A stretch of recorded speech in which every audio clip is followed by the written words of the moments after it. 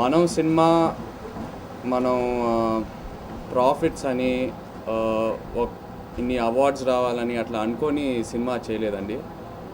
ఏఎన్ఆర్ గారు last cinema అందరు హార్ట్స్లో అలాగే ఉండిపోవాలి, తెలుగు ఫిల్మ్ ఇండస్ట్రీలో ఇది ఒక క్లాసిక్ సినిమాగా ఉండిపోవాలని ఆ ఏంతో చేశాము.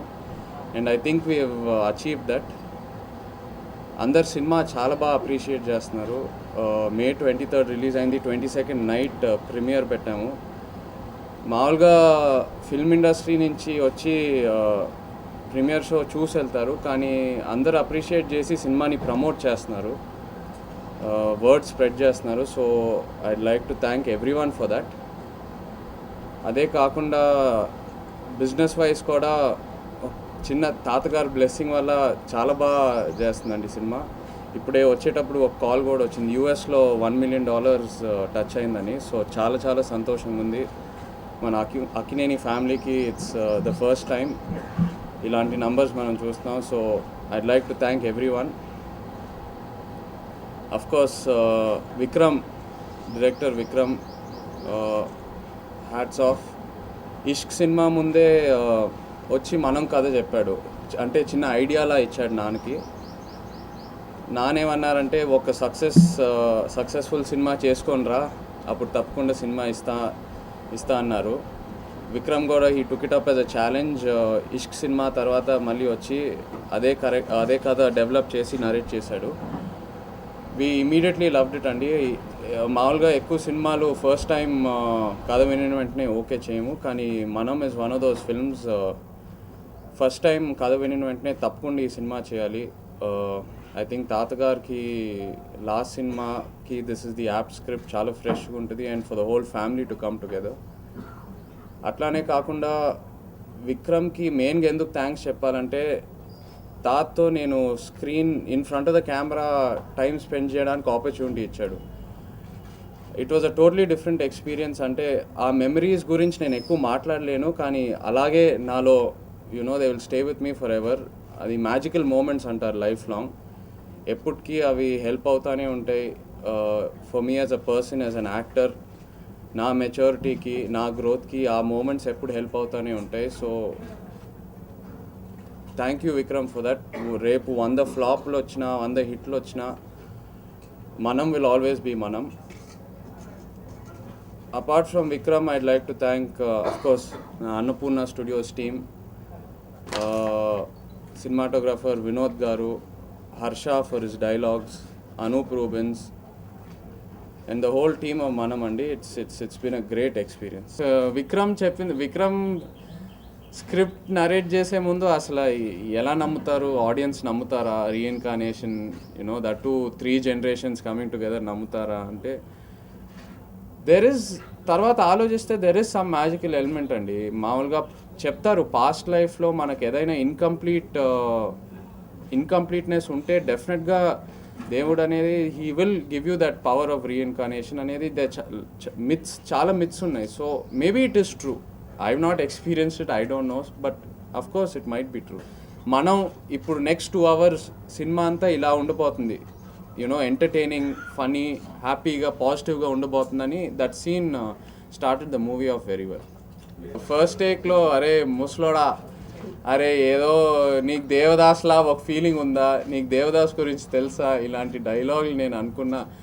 అరే విక్రమ్ ఆల్రెడీ 2 పక్కన పెట్టి మళ్ళీ ఈ డైలాగులు నాకు అవసరమా అని ఒక చిన్న ఫీలింగ్ వచ్చిందండి ఆ టైంలో. బట్ నిజంగా ఫస్ట్ టైం రే ముసలోడా అని తాతగారిని అనాలి, అది ఫస్ట్ టైం రే ముసలోడా అని వేరే వెనకాలకి ఎక్కడో చూసి అన్నాను. కానీ ఆయన తల మీద ఒకసారి కొట్టి పర్లేదు అనరా, నేనే పర్లేదు ఫ్రీ అవ్వు కొంచెం, సో యాక్చువల్గా అలాంటి మూమెంట్స్ నాకు చాలా హెల్ప్ అయినాయి అండి యాజ్ అన్ యాక్టర్. అంటే టు ఫర్గెట్, ముందు ఏఎన్ఆర్ గారు ఉన్నారు, పక్కన నాగార్జున గారు ఉన్నారు, అలాంటి మూమెంట్స్, అలాంటి సీన్స్ నాకు చాలా హెల్ప్ అయినాయి to forget. It made me much more freer, it made me open up a lot more. But ఆ సీన్ అనేది ఐ థింక్ సెకండ్ హాఫ్కి చాలా ఇంపార్టెంట్ అండి. ముగ్గురు మధ్యన కెమిస్ట్రీ చాలా బాగా వర్కౌట్ అయింది ఆ సీన్లో. And I have to full credits ఆ సీన్ నేను తాతగారికి ఇవ్వాలి, ఎందుకంటే ఆయన చేసి చూపించారు. పర్లేదు ఇట్లా చేయి, as an actor you have to do these things చేయి పర్లేదని చెప్పి ఆయన చాలా సపోర్ట్ ఇచ్చారండి ఆ సీన్లో. నాకు అనూప్ సినిమాలో ఫేవరెట్ సాంగ్ చిన్ని చిన్ని ఆశలు అండి, నాన్నగారు flashback song. I think మెలోడిక్గా అది పీక్స్లో ఉంటుంది.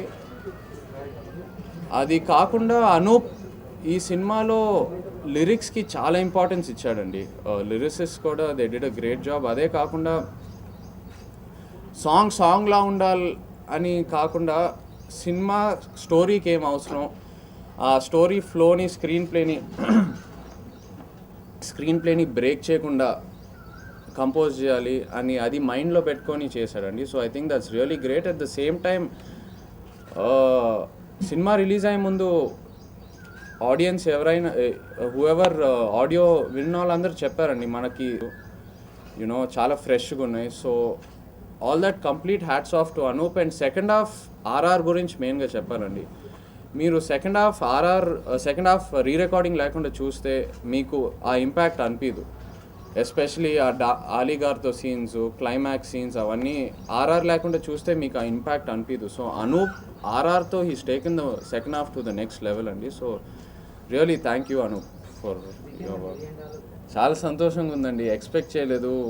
ఇట్స్ క్లియర్లీ షోయింగ్ అమెరికా అనేది మనకి ఇంకా ఆ డిస్టెన్స్ తెలియట్లేదు. మన తెలుగు ఫ్రెండ్స్, తెలుగు ప్రేక్షకులు అందరూ they are supporting us very well from there and they are making the industry bigger and bigger అండి. మనకి ఇంకా స్కోప్ ఉంది to make better films, different kind of stories, different kind of genres. ఇప్పుడు మనం experiment చేయొచ్చు, try చేయొచ్చు. ఎందుకంటే చూస్తున్నారు మీరు ఒక లాజికల్ ఫిల్మ్ ఇస్తే డెఫినెట్గా చూస్తారు. కొత్త కథలు, కొత్త సినిమాలు తెలుగు ప్రేక్షకులు చూడరు అనేది దట్స్ వెరీ ఫాల్స్ అండి. చాలామంది చెప్తారు ఎక్స్పెరిమెంటల్ సినిమా ఇక్కడ వర్కౌట్ అవుదని. అది I think that is very wrong.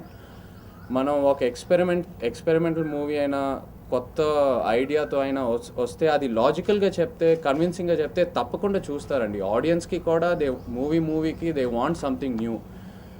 And it's just showing సినిమాకి మన సినిమాలే కాదు, యునో ఏ సినిమా అయినా the market is growing every movie.